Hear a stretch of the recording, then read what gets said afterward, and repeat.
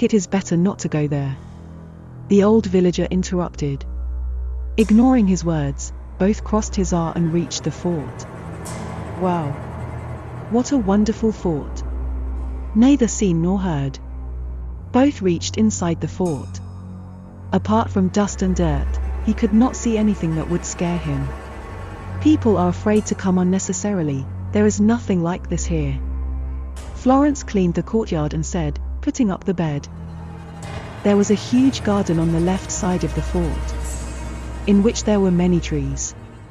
Some trees had grown randomly in between, because of which her beauty had diminished. It seemed less a garden and more of a forest. In the evening, he turned on the emergency light, which shed some light. Both came out for a walk in the garden. In the light of fireflies on the trees, it was as if thousands of stars had descended on the ground. There was only silence far and wide. The sounds of crickets and jackals were breaking the silence. After some time he came and lay down on the bed. Due to the fatigue of the day, he soon fell asleep. At some o'clock in the night, David's sleep was disturbed by some noises. He saw that at some distance Florence was eating something sitting with her back to him. He went to her. "What happened? Did you get hungry this night?" As she said, she put her hand on Florence's shoulder. Suddenly, with a jolt, he fell several feet away. He saw Florence grabbing a mongoose, pressing its mouth between her teeth and uprooting it and chewing it. He held the neck of the other mongoose tightly in his hand. His whole mouth was stained with blood. After chewing one mongoose raw, he did the same to the other. "You eat too," said Florence, with a terrified laugh, raising the torn mongoose towards him. After a while he held himself with great difficulty. He came back inside. He saw Florence lying comfortably on her bed. He couldn't believe his eyes. He looked around and saw her. Then he lay down next to him. Sleep had disappeared from his eyes. He stayed awake all night. "Hey! Get up too, will you sleep like this all day long? The sun has come on the face," Florence said, waking her up around 10 o'clock. He woke up. The night vision was rolling in front of his eyes. Washing their hands, both started roaming inside the fort. "Walk around quickly. We will leave here before evening," David said. "Why would you go out? It is such a big fort. How to travel in a day?" Florence said in a shrill voice. The villagers had said that one should not stay here on the new moon night. Unnecessarily we get into any trouble, so it would be better to go from here. David explained. "If you want to go, then go. I will go only after visiting the entire fort." Florence delivered its verdict. Both kept watching the fort's basement, cells and tunnels till evening. In the evening, both of them came to their beds and lay down. "Won't you go for a walk in the garden?"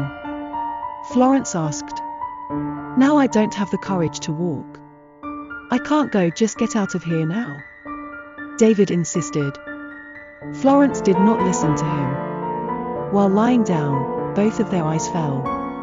As the night progressed, the roots of the tree suddenly started growing rapidly and they covered the entire fort as if a woman had a braid of hair on her head.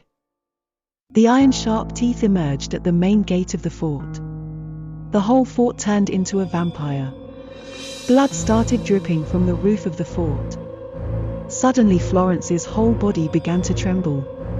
He grabbed David's feet and threw them away. His head hit the fort wall. He woke up staggering. He saw Florence's eyes turned red.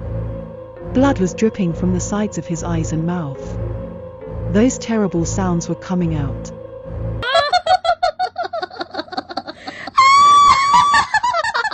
David ran up the stairs of the fort screaming in fear. Florence's body soaring in the air, followed her and reached the fort roof. He grabbed David's hair and pushed him down the stairs. He fell down, rolling down the stairs. Florence laid down the stairs. His mouth was boiling blood. David ran towards the main gate of the fort. The gate of the fort started closing like the mouth of a demon. The roots of the trees wrapped around his feet and started tearing him apart. Florence stood in front of him with a terrible groan. He grabbed David's neck and pulled it. The grip of the roots loosened on him. He tosses David into the air. "Oh Jesus! Save us!" Suddenly it came out of his mouth. He fell near the gate when Florence bounced. Taking the name of God, he left the fort and ran wildly towards the church. The talk of the old villager was swirling in his mind. "Don't come back to the village. No one will help you here. Father, Father." Arriving at the church gate, he cried out to the priest. What happened? The priest went out and asked him. He told them the whole thing without stopping. He is a very stubborn soul. Will not leave her body easily. Priest said, "Do something, Father. No one can save him at this time except you." David grumbled. "Some preparation has to be done to get it out of the body." Priest said, "Whose soul is that?" David asked. The priest began to tell while he was preparing. About 250 years ago, when the British ruled India. At that time Lord Razel was made the viceroy here by giving 21 villages. Razel and his wife Jennifer were very sympathetic. He used to help people. The villagers worshipped him like a god. Jennifer's brother Azor did not like this. He himself wanted to be the viceroy. One night he fraudulently murdered Razel. He himself became a dictator.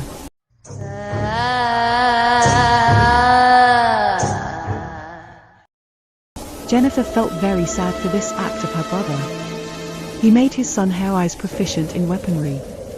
Asa had a girlfriend, Christine. He used to dream of making her Molika. Hare's took back the throne by killing Asa in a battle. After the death of Asa, Christine's dream remained unfulfilled. He committed suicide. Since then his soul is wandering in this fort. It is heard that your father had pulled his R outside the fort. David asked. Yes. He had drawn his R to save the villagers from the terror of the soul. After the British left here, my father, mother and I stayed here with me. After his death I had probably stayed here only for this purpose. The priest replied.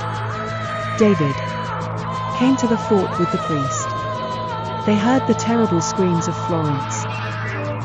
Florence had taken on a terrible form. His teeth and nails had grown a lot. The spirit had completely overpowered him. Priest Peter Verghese began his exhortation. Florence troubles priest in various ways. You will kill me, said Florence, roaring badly. His neck turned completely back and his arms extended out to try to hold on to priest. She was constantly abusing him dirty.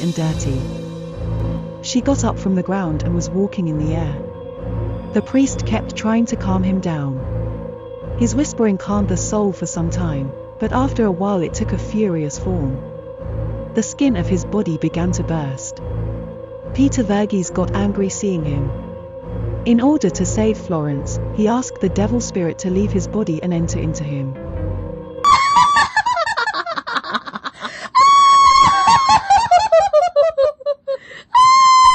Put this talisman around his neck, the priest said, giving the talisman to David. As the talisman fell on Florence's neck, the soul left the body of Florence and entered the body of the priest. He jumped down on the roof of the fort. Priest sacrificed his life controlling that spirit. David came running to his body. Because of the priest's sacrifice, the soul left the body of Florence. She became completely normal. He didn't remember anything in the past.